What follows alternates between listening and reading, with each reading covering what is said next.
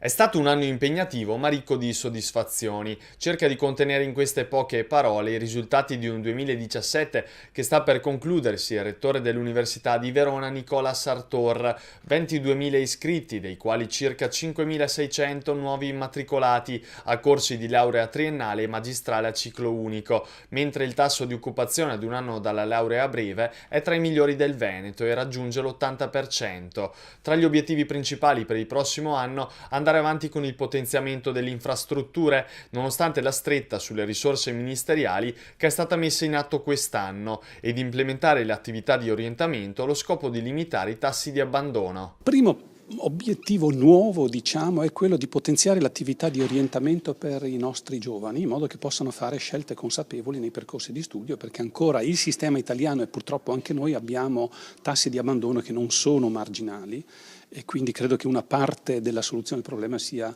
dare maggiori informazioni agli studenti su quali sono le caratteristiche dei vari percorsi e quali sono anche gli sbocchi occupazionali successivi.